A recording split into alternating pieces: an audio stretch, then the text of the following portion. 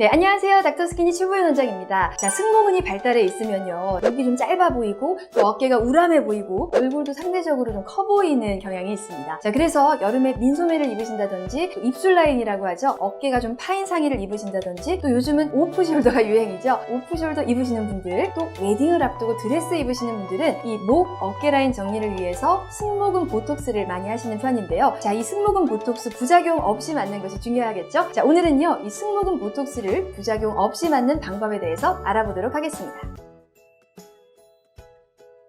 네, 대부분 승모근이 이 목 옆에 솟아있는 작은 근육이라고 생각을 하시는데요. 사실 승모근은요, 굉장히 넓은 근육입니다. 자, 승모근은요, 세로축으로는 이 뒤통수뼈에서 흉추 12번까지 붙어 있고요. 가로축으로는 어깨뼈와 빗장뼈에 붙는 근육입니다. 승모근은 이렇게 부위가 좀 넓다 보니까 상부와 중부, 하부 세 부위로 나누어지는데요. 자, 이 중에서 미용상 아름다운 목 라인을 위해서 우리가 좀 신경 써야 할 부위는 바로 상부 승모근이 되겠습니다. 자, 우리가 보톡스를 주사하는 부위는요, 상부 승모근, 바로 이 부위입니다. 자, 가장 중요한 부위는 이 목과 어깨 봉우리를 연결하는 가장 볼록하게 튀어나와 있는 선이 되겠는데요. 자, 그래서 제일 튀어나와 있는 이 산 꼭대기 부분을 중심 열로 해서 한 줄을 놓고요. 그리고 2cm 간격으로 뒤에 두 줄, 그리고 앞으로 한 줄을 놓으면 되겠습니다. 보통 목 가운데에 주사를 하게 되면 목을 지지하는 근육이 약화될 수 있어서 보통은 목선에서 시작해서 어깨뼈 봉우리 2cm 전까지 1에서 2cm 간격으로 주사를 하는 편입니다.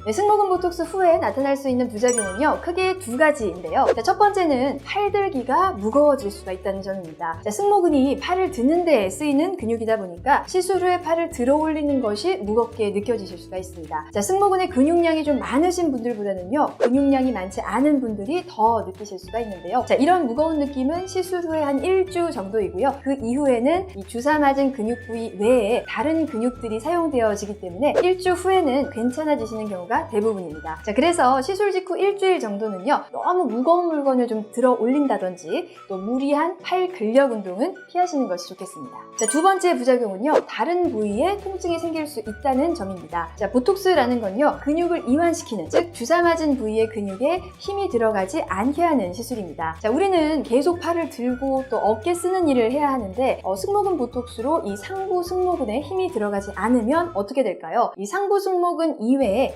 팔을 들어 올리는 다른 근육을 써서 일을 하게 됩니다. 자, 그런데 우리가 안 쓰던 근육을 갑자기 쓰면 어떻게 되죠? 네, 갑자기 안 하던 등산을 하게 되면 다리에 알배기고 아픈 거 아시죠? 자, 이렇게 안 쓰던 근육들이 쓰이면서 등이나 어깨에 다른 부위에 통증이 생길 수가 있습니다. 대부분 이런 증상들도요, 며칠이 지나면 호전이 되지만 만약 1주 이상 지속이 되는 경우에는 새로 생긴 통증 부위에 보톡스를 주사해서 통증을 완화시킬 수가 있습니다.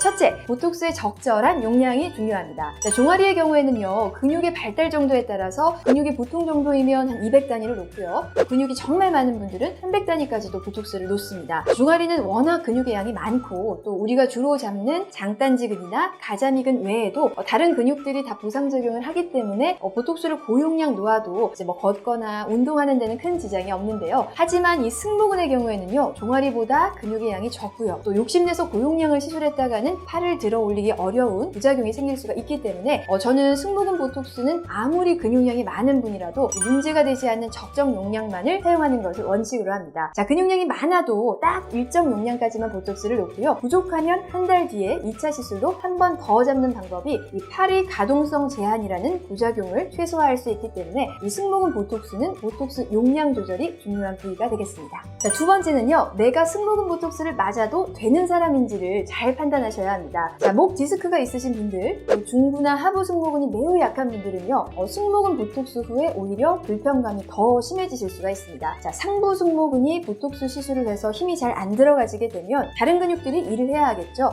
그것이 보통 중부나 하부 승모근 그리고 목 근육이 되겠는데요. 자, 이런 근육들의 발달 정도가 약하신 분들은 다른 부위에 통증이 더 생길 수가 있다는 것입니다. 따라서 승모근 보톡스를 맞기 전에 이런 부분들을 잘 체크하시는 것이 중요하겠습니다.